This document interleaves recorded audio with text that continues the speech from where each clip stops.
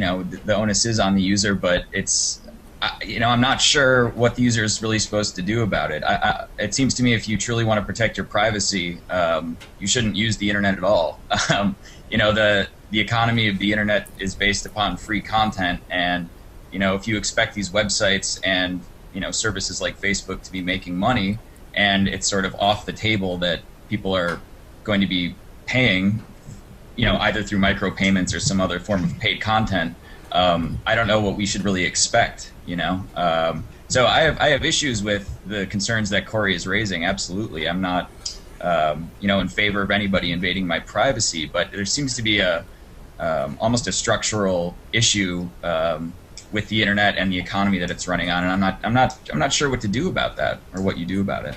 Cory, you've got a particular problem with Facebook, and you've said that it trains us to undervalue our privacy. How so?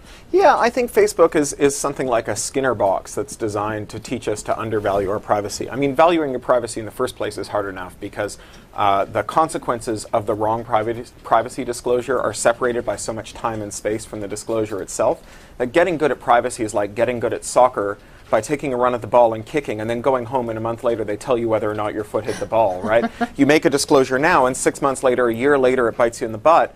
How are you possibly going to learn from that? So we don't know the consequences now of what we're doing. Sure, but Facebook stacks the deck, because when you show up at Facebook and you make a disclosure, here I am, does my butt look big in these jeans, I'm going to have a baby, I had too much to drink last night.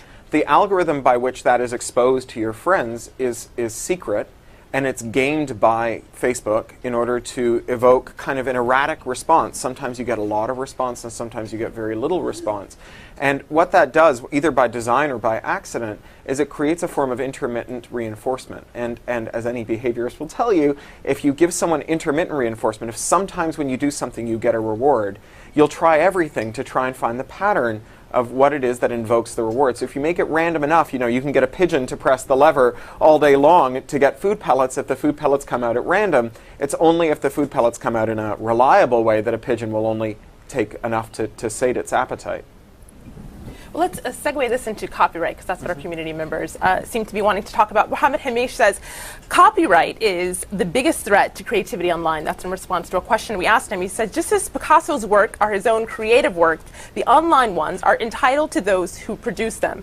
Now for this, I want to go to Jonathan in our hangout, because Jonathan, you have an interesting story that actually Cory recently wrote a piece on for The Guardian on what happened to a song of yours. Can you tell us about what happened?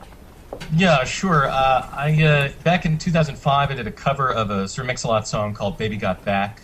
That was sort of a sweet, folky arrangement of that rap song. And I discovered recently that the show Glee on Fox created a note-for-note copy of that arrangement of that song and included it in one of their episodes. And I was never contacted or informed that was going to happen, and or offered any money or even given any credit for it.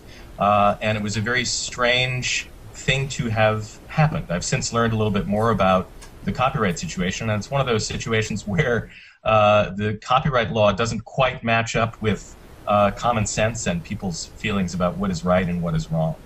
Cory, you're an advocate for liberalizing copyright laws. Does the protection of intellectual property really work in protecting creativity? Well, I think that historically copyright, even though it never said so, only really applied to people who are in the entertainment industry. If you say, oh, well, here's a rule that applies if you're making or handling copies in an era where every copy implies a factory to make it, a record factory, a film factory, a printing press, then really what you're saying is these are rules that the entertainment industry needs to follow. And those rules can be good or bad. I think you just heard Jonathan explain an instance in which the copyright rules are stacked against smaller players and in favor of larger industrial players, and we can say that those are bad rules or good rules. But the thing is that we never ask those rules to apply to the wider public. Now, everything we do on the internet involves making a copy. There is only one way that a computer can manipulate data, and that's by copying it. Your computer doesn't read a file, it copies the file from one place to another. And so by saying, oh, well, we have this rule that applies when you're handling a copy, and everything on the internet involves handling copies, therefore we'll apply the rule there, we're saying that really everybody who uses the internet needs to follow this very abstruse and difficult entertainment regulation. And it's very hard to imagine how that's going to work. How would you make a rule that it's, on the one hand, nuanced enough that Universal Studios can invoke it when they license Harry Potter from Warner and build the Universal Studios theme park, and on the other hand, simple enough that a 12-year-old in her basement in New Jersey can make a Harry Potter fan site and get it right? If it's simple enough for her, it won't be useful for them. And if it's useful for them, it's going to make a criminal out of her when she does things that, before the internet, would have been considered normal and just part of culture. So maybe we need rules for people who aren't in the industry, but I think the idea that we should have a single set of rules that governs industry and culture is like saying we should have finance rules and they should cover you when you loan a friend $5 for lunch. Well, Chris and Hanger, you have a follow-up. Well, sure. I mean, I guess it depends on how you want to portray the issue in general. I mean, the way I come at the copyright issue is to recognize that, we can have these very kind of airy and fantastical conversations about creativity, but we ought to understand while we're having those conversations that there are real people who, invested in making, be it a book or an album or whatever it may be. There are real people behind that work, and they deserve some basic level of respect, I think, from consumers and from, the government.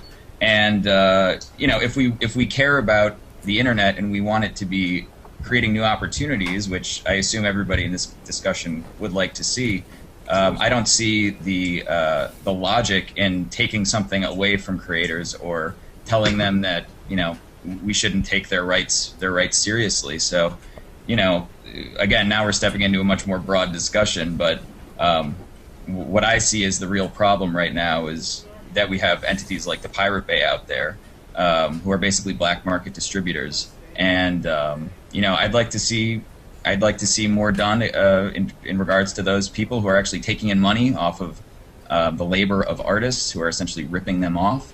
But there needs to be a more balanced discussion in general on this issue, and I think I agree with Cory very strongly, in fact, that the public's rights need to be acknowledged in regards to copyright terms. And I'm advocating for a 50-year term, and I think enforcement and reform needs to be part of the conversation. Yeah, what about that? What about shortening the terms before something Well, is shortening the terms would be great. I don't think we could get it any shorter than life in 50 because that's the Berne Convention and it's woven into so many international laws.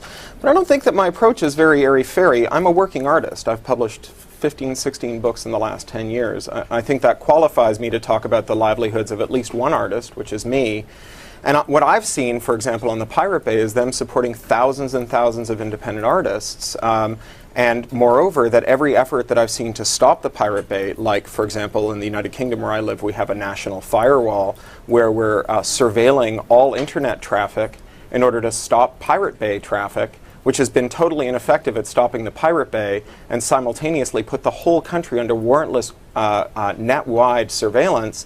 I think that that's a place where the cure is much worse than the disease. Or look at the Pirate Bay raid in Sweden, where you had an illegal raid that shut down 200 other websites that was ordered by the U.S. Trade Representative and a member of Parliament and invoked without a warrant. I mean, surely, whatever else we care about as artists, censorship and surveillance should not be in our toolkit for improving our livelihoods. True, but I think he makes a good point. If an artist wants to release the material for free, there are plenty of ways for them to do that. If you choose to give your books away for free, you choose to do that. But an artist shouldn't have their work taken from them and distributed if that's not their choice. It's still their property. Well,